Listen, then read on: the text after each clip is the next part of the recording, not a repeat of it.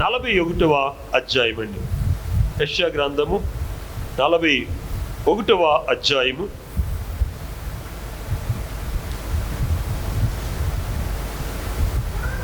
41వ అధ్యాయము 13వ వచనాన్ని నేను చదువుతాను, చూడండి. నీ దేవుడైన యెహోవానగు నేను, భయపడకుము, నేను నీకు సహాయము చేసేదనని చెప్పుచు నీ కుడి చేతిని పట్టుకొనుచున్నాను. దేవునికి స్తోత్రం, హల్లెలూయా. ఇది దేవుడే మాట్లాడుతున్నాడండి, ప్రభువుగా యెహోవా మాట్లాడుతున్నాడు. భయపడకుము. మనం చాలా సందర్భాల్లో పరిస్థితులను చూసి భయపడిపోతూ ఉంటాం, వ్యాధులను చూసి భయపడిపోతూ ఉంటాం, ఆర్థిక పరిస్థితులు బట్టి భయపడిపోతూ ఉంటాం, లేక పిల్లల కొరకు మనం భయపడిపోతూ ఉంటాం. పిల్లలు వాళ్ళ భవిష్యత్తు ఏంటి అని. కొంతమంది యవనస్తులు నా భవిష్యత్తు ఏంటి, చదువుకున్న వారు నేను మరి ఈ పరీక్షలో విజయం సాధించగలనా లేదని ఒక భయం, ఒక ఆందోళన. అయితే నీ దేవుడగు యెహోవా నీతో మాట్లాడుతున్నాడు, యేసయ్య నీతో మాట్లాడుతున్నాడు. ఆయన చెప్పే మాట ఏంటి? భయపడకు, నేను నీకు సహాయం చేస్తున్నాను. చాలా సందర్భాల్లో మన బాధ ఎవరికైనా చెప్పామంటే వారు చెప్తూ ఉంటారు, భయపడకు అంటారు. నా దగ్గరకు వచ్చి మీరు చెప్పుకునేవాడు, భయపడకండమ్మా భయపడకండమ్మా అంటారు. ఈ మాట వరకు నేను చెప్పగలను. మీరు చెప్తారు ఎవరికైనా, భయపడకండి, పరిస్థితులు అలాగే ఉంటే భయపడకని చెప్తారు. ఆ మాట వరకు మనం చెప్పగలం, కానీ ఆ తర్వాత మాట మనం చెప్పలేమండి. చెప్తారా మీరు ఎవరితోనైనా? నేను నీకు సహాయం చేస్తానని చెప్తారా? మీ కష్టాలు నాకు చెప్పారనుకో, నేను నీకు సహాయం చేస్తానని నేను చెప్పగలనా? చెప్పలేనండి. కానీ దేవుడు అన్నాడు అనమాట, భయపడకు, నేను నీకు సహాయము చేసేదను. దేవునికి స్తోత్రం, హల్లెలూయా, హల్లెలూయా. నీ పరిస్థితి ఏదైనప్పటికీ కూడా, ఏ పరిస్థితుల్లో నువ్వు భయపడుతున్నావో ఆ పరిస్థితుల్లోనే నీ దేవుడు నీతో మాట్లాడుతున్నాడు. నీ ఉన్న చోటు నుండి నువ్వు దేవునికి మొరపెడితే, నువ్వు ఏ పరిస్థితుల్లోనో ఆ పరిస్థితులని దేవుడు నీతో మాట్లాడతాడు. ఆయన యొక్క సహాయం నీకు అందుతుంది. దావీదు అంటున్నాడు, నాయన నీవే కదా సహాయం చేయవాడు, నీవే కదా సహాయం చేయవాడు. ఈ లోకములో మనం భయపడితే మనకేదైనా సహాయం దొరుకుతుందా? భయపడితే మన పరిస్థితులు మారిపోతాయా? దేవుణ్ణి నమ్ముకున్న వారికి, నమ్ముకోలేని వారికి, దేవుణ్ణి కలిగి ఉన్న వారికి, కలిగి లేనటువంటి వారికి ఉన్న వ్యత్యాసం ఏమిటంటే, దేవుని నామాన్ని కలిగి ఉండలేనటువంటి వాడు చిన్న చిన్న సమస్యను చూసి కూడా భయపడిపోతూ ఉంటాడు. దేవుని యందు నమ్మిక ఉంచిన వాడు పెద్ద సమస్య మీద కంటే మరణమే సంభవించిన దానికి ఏమవడండి? భయపడడు. నా దేవుడు ఉన్నాడు, నా దేవుడు నాకు సహాయం చేస్తాడు, నా దేవుడు నన్ను అన్యాయం చేయడు, నా దేవుడు నన్ను అన్ని జనులు ఎదుట నన్ను సిగ్గుపరచుడు, నా దేవుడు ఖచ్చితంగా నేను ఏదైతే ఆలోచన కలిగి ఉన్నానో నా ఆలోచన ఆయన సఫలపరుస్తాడు. ఏ ఉద్దేశం అయితే కలిగి ఉన్నానో ఆ ఉద్దేశాన్ని సఫలపరుస్తాడు. నేను ఏ గోల్ అయితే కలిగి ఉన్నానో ఆ గోల్ని రీచ్ అయ్యేటట్లు దేవుడు నాకు సహాయం చేస్తాడు అని ఉంటుంది. అలా కాకుండా నువ్వు భయపడిపోతున్నావు అంటే దేవుడి నుండి నీకు సహాయము అందుతుంది. ఎప్పుడు భయపడవు? దేవుని మీద ఆనుకున్నప్పుడు. దేవుడు ఇర్మియాతో అన్నాడు, దేవుడితో అన్నాడు, అయినా నేను ఏ పాటోడిని, నేను చాలా బలహీనుడను, చిన్నపిల్లవాడు, నేను ఇజ్రాయేలు ప్రవక్త ఉండటం ఏంటండి. దేవుడు అంటున్నాడు, నువ్వు భయపడకు, నేను నీ నోటికి నోరై, నువ్వు దిగులు పడకు, నేను నీకు తోడై ఉంటాను, శత్రువుల చేతిలో నుండి నేను నిన్ను విడిపిస్తాను, సమస్య వస్తే సమస్య నుండి నేను విడిపిస్తాను, నువ్వు భయపడద్దు. నీకు సహాయము చేయవాడటండి. ఎలాగన్నాడట తెలుసండి? ఎక్కడో ఉండి సహాయం అందిస్తానంటలేదండి. నీ కుడి చేయి పట్టుకొని నువ్వు ఒకవేళ పడిపోతావేమని నీ కుడి చేయిని ఏం చేస్తున్నాడు? ఇందాకే చెప్పాను, ఆయనకున్న అలవాటు ఏంటి? మనల్ని పట్టుకునే అలవాటు, అండి. దేవుడు పట్టుకుంటే వదిలని అనగలమా మనం? ఏమండి, దేవుడు వదిలనలే కదా. ఆయన మనల్ని కుడిచేది ఎప్పుడైతే మనం ఆయన మీద ఆధారపడ్డామో, మన భారం యావత్తు దేవుడి మీద వేసామో, ఆయన తన కుడి చేత్తోటండి మన చెయ్యి పట్టుకొని ఆయన ఏం చేస్తున్నాడండి?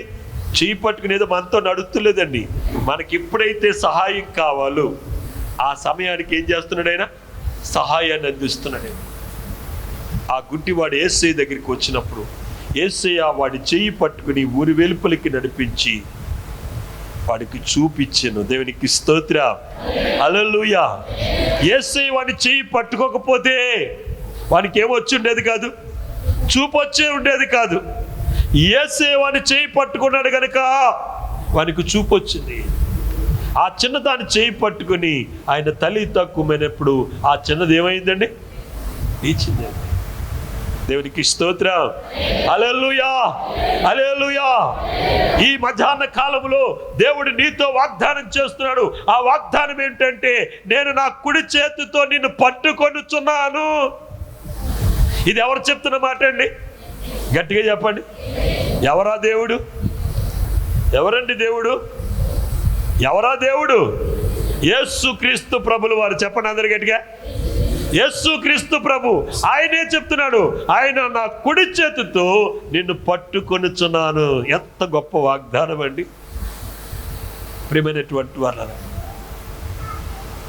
దేవుడు ఒక్కొక్క మాట ద్వారా ఒక్కొక్క వాగ్దానం నీకు ఇస్తున్నాడండి.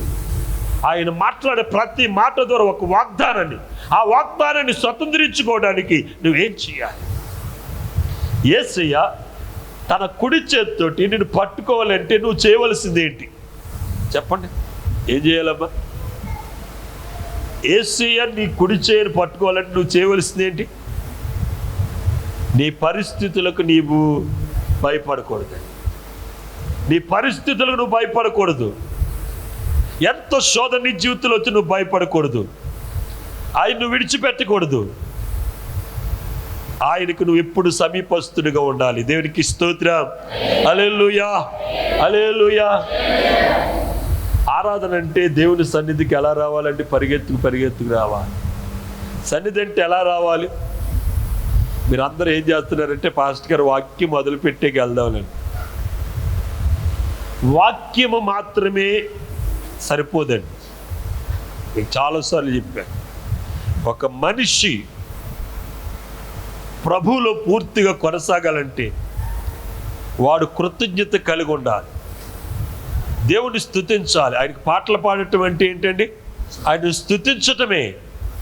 స్తుతి ఉండాలి, ప్రార్థన ఉండాలి, దేవుని వాక్యాన్ని వినాలి.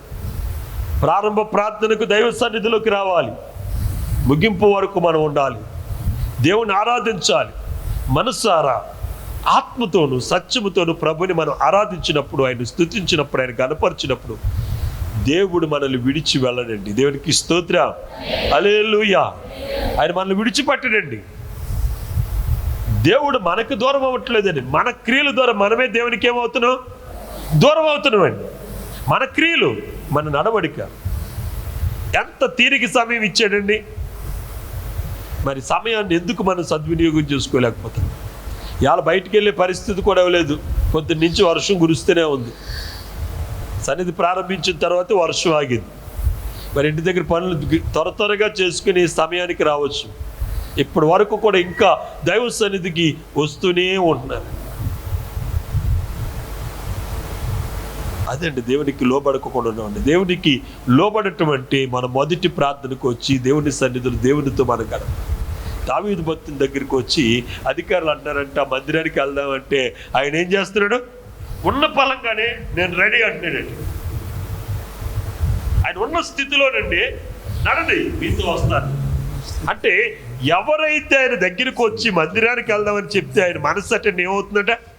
ఉప్పొంగుతూ, నా దేవుని మందిర ఆవరణములు ఎప్పుడు చూసేదను, ఆయన సన్నిధిలో ఎప్పుడు ఆయనను ధ్యానించదును, ఆయన మాటలు ఎప్పుడు విందును అనే ఆశతోటండి ఆయన ఉన్నాడంటే. అంటున్నాడు ఆయన, దుప్పే నీటి వాగుల కొరకు ఆశపడినట్లు నీ మందిరావరణములు చూడవలని నా ప్రాణము ఆశపడుతుంది. ఆశతో అది తుష్టగా ఉంటుంది. అందుకే దేవుడు దావీదుని బహుగా హెచ్చించాడండి. అతని నామమును స్థిరపరిచాడు. దావీదుతో దేవుడు వాగ్దానం చేశాడు, ఇజ్రాయేల్ రక్షించుటకు నీకొకడు ఉండకపోడు. దేవునికి స్తోత్రం. ఆ ఒక్కడే యేసుక్రీస్తు ప్రభువు. యేసు క్రీస్తు ప్రభుల వారు ఎంతో మంది రాజులు వచ్చారు. అబ్రహాం ఉన్నాడు, ఇస్సాకు ఉన్నాడు, యాకోబు ఉన్నాడు. ఎవని కుమారునిగాను పిలువబడలేదు, కానీ ఆయన ఈ భూమి మీద ఎవరి కుమారునిగా పిలువబడ్డాడు? దావీదు కుమారునిగా పిలువబడ్డాడు. ఆ యోగ్యత, ఆ భాగ్యము దేవుడు దావీదుకి ఇవ్వడానికి గల కారణం ఏమిటంటే దేవునితో తనకున్నటువంటి మంచి సంబంధం అండి. ఎంత మంచి సంబంధమో తెలుసండి, దేవునితోటే జీవించాలని అతను ఆశపడ్డాడండి. అతను దేవుని మందిరానికి వెళ్ళి ఒక వరం కోసం చాలా ఆశపడుతున్నాడట. ఆ వరం ఏంటో తెలుసండి, చిరకాలం యెహోవా మందిరములో నివాసం ఉండాలని ఆశపడుతున్నాడట. ఎక్కడ ఉండాలని? చిరకాలం. మీరు వారానికి ఒక్కరోజు వచ్చేదానికి కూడా ఎగ్గొట్టేస్తున్నారు. శుక్రవారం వచ్చి ఉపవాస ప్రార్థనకి ఎగ్గొడుతున్నారు. మన దాంట్లో చాలామంది నెలకైస్తువులు ఉన్నారండి. చాలామంది ఉన్నారు నెలకైస్తువులు. ఆ సంస్కారం రోజు కనపడతారండి నెలకైస్తువులు. కొంతమంది పండగ క్రైస్తువులు ఉంటారండి. వాళ్ళు సంవత్సరం 3 సార్లు కనపడతారు. ఉపవాస కూటాల్లోనూ, ఇంకెప్పుడు ఈస్టర్కి, ఇంకేంటి క్రిస్మస్కి కనపడతారండి. ఇలాంటి భక్తి వాళ్ళు రావచ్చు, వెళ్ళొచ్చు, కానీ దేవుడు దాన్ని పరిగణలోనికి తీసుకోడండి. ఒక వ్యక్తి యేసయ్య రక్తంలో కడుగుపడ్డాడంటే ఖచ్చితంగా వారానికి ఒక రోజు దేవుని ఆరాధించాలి. ఒకరోజు ఉపవాసం ఉండి దేవుని సన్నిధిలో ఉండాలి. చాలామంది ఉపవాసం ఉంటారండి, ఇంటికాడే ఉంటారు. నువ్వు ఉపవాసం ఉన్నావంటే ఖచ్చితంగా దేవుని మందిరానికి రావాలి, మందిరంలో ఆయనతో గడపాలి, ప్రార్థించాలి, ఆయన సన్నిధిలో కనిపెట్టాలి. ఎప్పుడైతే దైవ సన్నిధిలోకి వచ్చి మనం ఉపవాసం ఉండి ప్రార్థన చేస్తామో, మనము దేని నిమిత్తం అయితే ప్రార్థన చేస్తామో ఆ ప్రార్థన దేవుడు ఆలకిస్తాడు. దేవునికి స్తోత్రం, హల్లెలూయా. మీరు ఉపవాసం ఉంటున్నారు కానీ శక్తిని పొందలేకపోతున్నారు. ఎందుకంటే ఉపవాసం ఉండవలసిన వాడు చేయవలసినవి మీరు చేయట్లేదండి. ఉపవాసం ఉండిన వాడు ఏం చేయాలో బైబిల్లో రాయబడింది. ఆ ప్రకారంగా మనం చేస్తేనే ఆ ఉపవాసం యొక్క ఫలాన్ని పొందుతాం. ఉపవాసం ఉండి మంచం మీద పడుకుంటే పనులు అవ్వండి. ఉపవాసం ఉండి మనం రెస్ట్ తీసుకుంటే పనులు అవ్వండి. ఉపవాసం ఉండి మనం టిఫిన్ చేసేస్తే పనులు అవ్వండి. ఉపవాసం ఉన్నప్పుడు దానికి చేయవలసింది చేయాలి. ఉపవాసం ఉన్న వ్యక్తి దేని కొరకైతే ఉపవాసం చేస్తున్నాడు దాని విషయంలో, తన కుటుంబ విషయంలో అతను ఏం చేయాలి? ప్రార్థించాలి, వాక్యాన్ని ధ్యానం చేయాలి, దేవుని యొక్క వాక్యాన్ని వినాలి, సన్నిధిలో గడపాలి. అప్పుడే దాని యొక్క ఫలాన్ని మనం పొందగలుగుతాం. దేవునికి స్తోత్రం, హల్లెలూయా. రెండు చేతుల పైకి దేవునికి స్తోత్రం చెప్పండి, హల్లెలూయా. ఇక్కడ ప్రభు అయినటువంటి యెహోవా సెలవిస్తున్నాడు, నేను యెహోవాను, నేను నీకు ఏం చేస్తానన్నాడండి? సహాయం చేస్తాను. నేనే యెహోవాను, భయపడకుము, నేను నీకు సహాయము చేయుటకు నీ కుడి చేతిని పట్టుకొని ఉన్నాను. దేవునికి స్తోత్రం. ఎందుకు పట్టుకున్నాడు తెలుసండి? మన ఏదో జారిపోతున్నామని పట్టుకుని అంటారు కాదండి. మనం ఎందు నిమిత్తమైతే జారిపోతున్నామో, లేకపోతే ఏ అవసరమైతే కలిగి ఉన్నామో దానిని చేయడానికి, అంటే సహాయం చేయడానికి. అంటే ఏం చేయడానికి చెప్పండి అమ్మా? ఏం చేయడానికి? సహాయము. నువ్వు ఏ అవసరత కలిగి ఉన్నావు నాకు తెలియదు, కానీ నీ అవసరత నీకు తెలుసు, దేవునికి కూడా తెలుసు. నీ చెయ్యెత్తుకు పట్టుకున్నాడు తెలుసండి అవసరతని. అది నీకున్న రోగం కావచ్చు, లేక నీకున్నటువంటి ఆర్థిక ఇబ్బందులు, అంటే నీ అప్పుల బాధలు కావచ్చు, లేకపోతే నీ నూతన గృహం కావచ్చు, లేకపోతే నీ కుమారుని యొక్క భవిష్యత్తు కావచ్చు, లేకపోతే నీ కుమార్తె యొక్క భవిష్యత్తు కావచ్చు, లేకపోతే నీ కుటుంబ అభివృద్ధి కావచ్చు, నీ పంట కావచ్చు, నీ పాడి కావచ్చు, ఏదైనప్పటికీ కూడా ఆయన నీ కుడిచే పట్టుకున్నట్టు దాని అర్థం ఏంటంటే ఆయన నీకు సహాయము చేయటకే పట్టుకున్నాడండి. ఏం చేయడానికి? సహాయము చేయడానికి. యేసయ్య ఎవరు చేయి పట్టుకున్నారు వారికి ఏం దొరికిందండి? సహాయం దొరికింది. నీ చేయి పట్టుకున్నాడంటే నీకు సహాయం దొరికింది. యేసయ్య నీ చేయి పట్టుకోవాలంటే నువ్వేం చేయాలి? నువ్వు పరిస్థితులు దేనికి నువ్వు భయపడొద్దు, నీ సమస్యకు నువ్వు భయపడొద్దు. చాలామంది అంటున్నా, అయ్యగారు నా బిడ్డల కోసమే చింత అంటారు, మరి కొంతమంది నా కుటుంబం కోసమే చింత అంటారు, నా భర్త కోసమే చింత అంటారు. ఇలా నువ్వు చింతించిన చేపు నీ చింత నీ దగ్గరే ఉంటుంది. అర్థమైందా? మనం ఒక సమస్య కోసం చింతిస్తూ ఉన్నామంటే చింతే మిగులుతుంది మన దగ్గర. ఆ చింత దేవుని చేతిలో మనం పెట్టి దేవుడు ఉన్నాడు, ఆయన చూసుకుంటాడని మనం చేయగలిగింది ప్రార్థన, విశ్వాసము, భక్తి, దేవుడిలో కొనసాగటం. ఇవి మనం చేస్తున్నప్పుడు దేవుడే మనం పట్టుకోమని అక్కర్లేదండి. అర్థమవుతుందా? నాయన నా చేయి పట్టుకో నువ్వు అని అనక్కర్లేదండి. ఇక్కడ పట్టుకోమంటే పట్టుకున్నాడా? ఆయన అన్నాడు నీకు సహాయం చేయుటకు నీ కుడి చేయిని పట్టుకున్నాను. మనం పట్టుకోమని దేవుని అడగక్కర్లేదండి.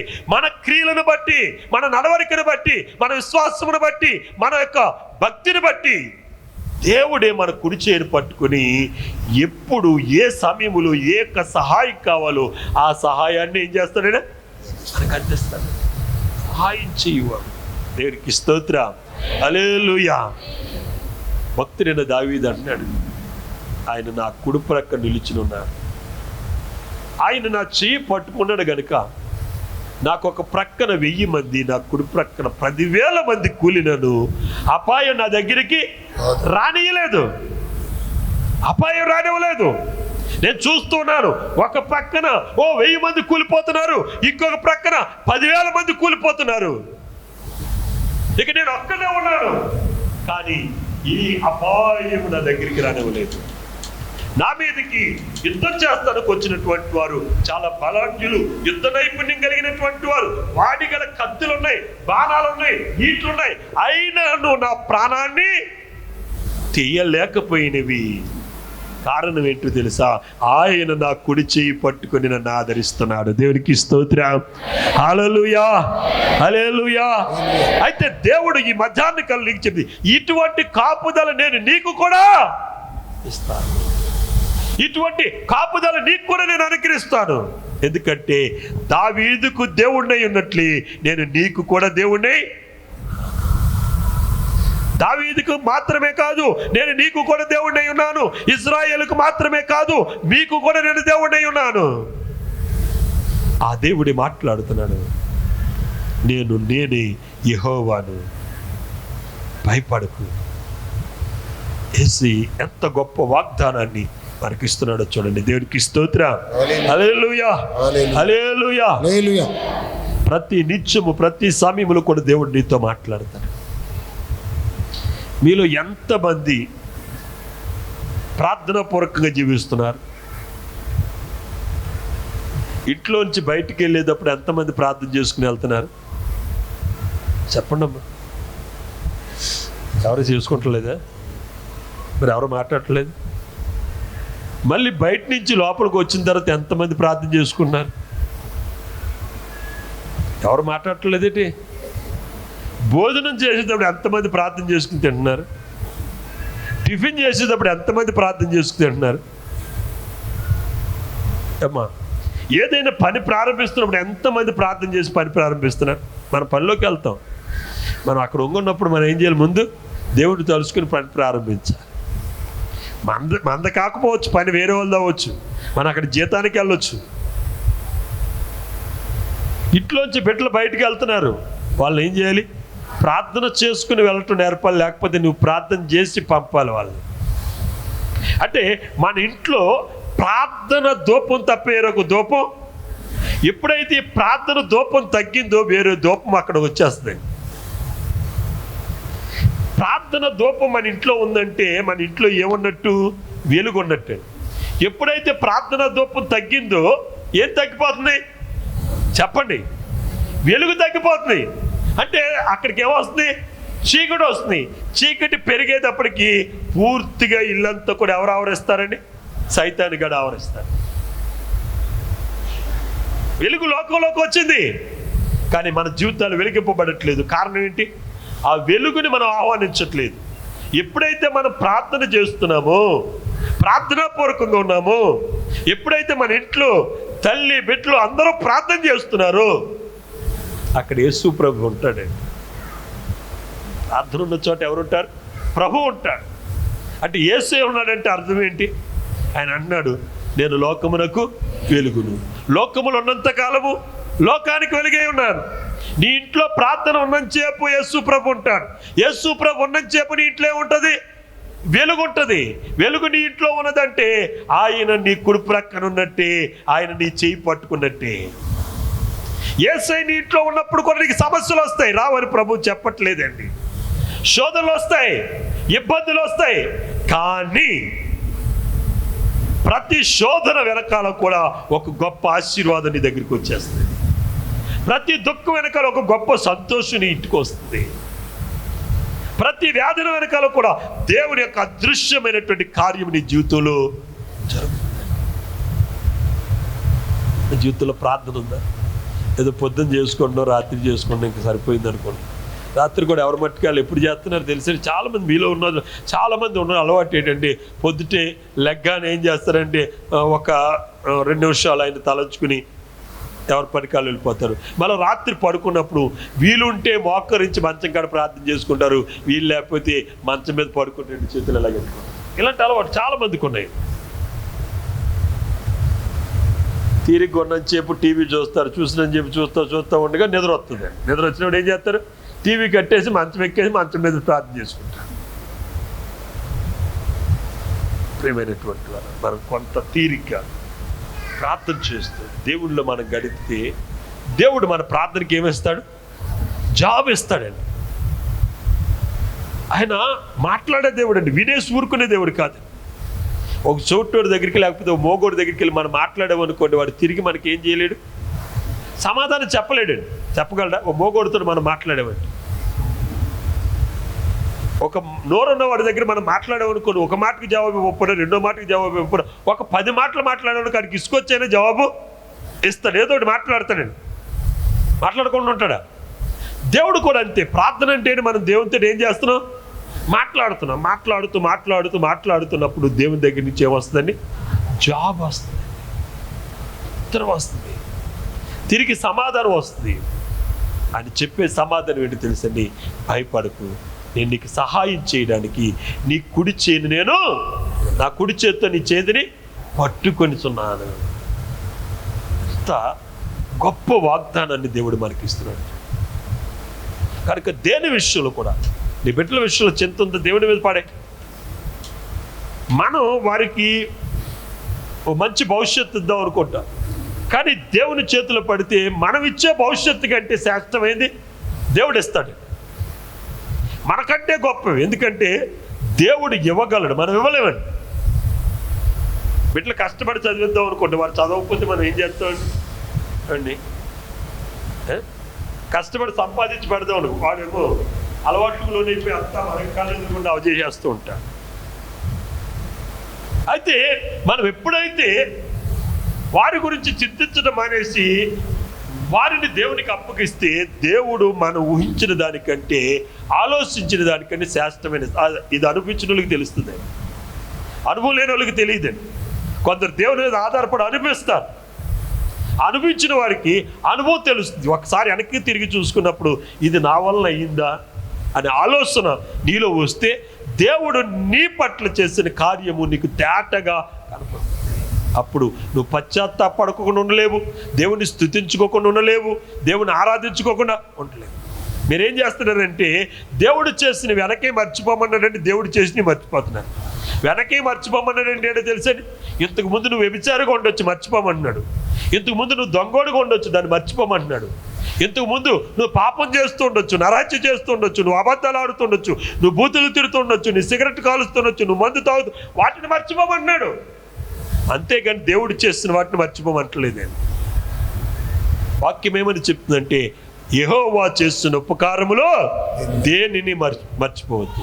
ఆయన చేస్తున్న చిన్నదైనా సరే, ఎప్పుడైతే నిన్ను చేయి పట్టుకున్నాడు, ఆ మొదటి దినం 4000 సంవత్సరాల క్రితం దేవుడు చేస్తున్న కార్యాన్ని జ్ఞాపకం చేస్తున్నాడు. ఐగుప్తు దేశములో ఇజ్రాయేలు ప్రజల యొక్క చేయి పట్టుకున్న ఆ దినము, నిన్ను చేయి పట్టుకున్న ఆ మొదటి దినాన్ని దేవుడు జ్ఞాపకం చేసుకోవటం కాదు, నీవు జ్ఞాపకం చేసుకోవాలి. ఆ మొదటి దినాన్ని మర్చిపోకూడదు. దానియేలు దగ్గరికి వచ్చి గాబ్రియేలు దూత అంటుంది, నువ్వు దానియేలు, నువ్వు దేవునికి బహుప్రియుడు. ఎలా ఉన్నాడటండి? బహుప్రియుడు. ఎందుకో తెలుసా? నీ మొదటి దినము నీవు మర్చిపోలేదు. దేవుడు నిన్ను చేయి పట్టుకున్న ఆ రోజు నువ్వు జ్ఞాపకం చేసుకున్నావు. ఎప్పుడైతే నీలోనికి ఆయన ఆత్మను పంపించాడో, జ్ఞానాత్మను నీలోనికి పంపించాడో, ఆ మొదటి దినము నువ్వు మర్చిపోలేదు కనుక నువ్వు దేవునికి ఎలాగున్నావు? బహుప్రియుడిగా ఉన్నావు. మన మొదటి స్థితిని మనం ఎప్పుడు మర్చిపోకూడదు. ఈనాడు చాలా మందికి మొదట ఉన్న ఉష్ణము తర్వాత ఉండట్లేదండి. మొదట ఉన్నటువంటి ఉష్ణము, మొదట ఉన్న వేడి ఎతరికొచ్చే కొద్ది ఉండట్లేదు. మనం మొదట ఏ వేడినైతే మనం కలిగి ఉన్నాము, ఎటువంటి వేగాన్ని అయితే మనం కలిగి ఉన్నాము, ఆ వేగాన్ని మనం చనిపోయే వరకు కూడా అలా కలిగి ఉంటే యేసే మనల్ని విడిచిపెట్టడు, యేసే మనల్ని ఎడబాయడు. తల్లి మర్చినా, తండ్రి మర్చిపోయినా, నీ బంధువులే నిన్ను మర్చిపోయినా, నీ స్నేహితులే నిన్ను విడిచిపెట్టినా, నీ రక్త సంబంధులే నిన్ను దూరంగా పెట్టినా, నీ దేవుడు నిన్ను ఏమాత్రము కూడా ఎడబాయడు. ఇజ్రాయేలును కాపాడువాడు కునుకడు, నిద్రపోడు. ఆయన ఖచ్చితంగా సహాయం చేసి నీ రక్త సంబంధుల్లో నిన్ను ఉన్నతమైన స్థితిలో అయినా నిలబెడతాడు. కనుక ప్రియ సహోదరి సహోదరు, ఇప్పుడు వరకు నువ్వు భయపడుతున్నావు. దేవుడిచ్చిన ఈ శ్రేష్టమైన వాగ్దానాన్ని స్వతంత్రించుకోవడానికి, ఈ శ్రేష్టమైన వాగ్దానాన్ని నీ జీవితంలో నువ్వు అనుభవించడానికి ఈ దేవుడు నీతో మాట్లాడుతున్న మాట, భయపడకు, భయపడకు, భయపడకు, ఎందుకంటే నీకు నేను సహాయము చేస్తున్నాను అని చెప్పుచు నీ కుడి చేతి నేను పట్టుకుని ఉన్నాను, నీ కుడి చేతి నేను పట్టుకుని ఉన్నాను. కనుక దేని విషయంలో కూడా నువ్వు భయపడకు. యెహోషువ ఇజ్రాయెల్ ప్రజలు వాగ్దత్త దేశం నడిపించేటప్పుడు, అయ్యో ఈ ప్రజలను ఎలా నడిపించాలి, వీళ్ళు అసలు మాట ఎనరు. నా గురువు గారు ఎంతో తెలివైన వారు, ఎంతో జ్ఞానం కలిగిన వారు, ఆయన్నే విసిగించేశారు, నేను నడిపించగలనేమో అని లేనని భయపడిపోతూ సర్వశక్తి నిన్న దేవుని దగ్గరికి వెళ్ళి మనం చేస్తున్నాను, నేను ఏంటి ప్రజలు నా చేతులకు అప్పించి నేను ఏ పాటు ఉండయా? కనపడచ్చు, వెనకాల వారు కనపడకపోవచ్చు, నీకే కనపడకపోవచ్చు, కానీ ఆ స్పర్శ మట్టికి నీకు కలుగుతుంది. అది కలిగిందంటే ఖచ్చితంగా నీ దేవుడు నీతోటి నడుస్తున్నాడు. దేవునికి స్తోత్రం, హల్లెలూయా, హల్లెలూయా. రెండు చేతుల పైకి గట్టిగా దేవునికి స్తోత్రం చెప్పాలి. ఈ మధ్యాహ్న కాలంలో ప్రతి ఒక్కరు ప్రభుని అడగండి, నాయన నాకు సహాయం చేయడానికి ఈ వాగ్దానం చేస్తున్న ప్రకారం నా కుడి చేయి పట్టుకుని నన్ను నడిపించు ప్రభు అని మోకరించండి, ప్రార్థన చేసుకుందాం, ప్రభుని అడుగుదాం. Hallelujah, hallelujah, hallelujah, hallelujah. Glory to the God. పరిశుద్ధ ఆత్మ తండ్రి నీకు వందనాలు, స్తోత్రాలు నాయనా. హల్లెలూయా, హల్లెలూయా. ప్రతి ఒక్కరు నోరు తెరిచి యేసయ్యా వాగ్దానం చేస్తున్న నీవు నమ్మదగిన వాడవు ప్రభా, ఇవే నాతో మాట్లాడు నాయనా. భయపడకు, నేను నీకు సహాయం చేయుటకు నీ కుడి చేతిని పట్టుకుని ఉన్నాను, నేను నీకు సహాయం చేయటానికి నీ కుడి చేతిని పట్టుకుని ఉన్నాను. అవును ప్రేరా, యేసే మనకి సహాయం చేయడానికి, యేసే మనకి సహాయం చేయడానికి మన కుడి చేతిని పట్టుకున్నాడు, మన కుడి చేతిని పట్టుకుని మనల్ని నడిపిస్తున్నాడు. నోరు తెరిచి, నోరు తెరిచి ప్రభుని అడగండి. హల్లెలూయా, హల్లెలూయా, హల్లెలూయా.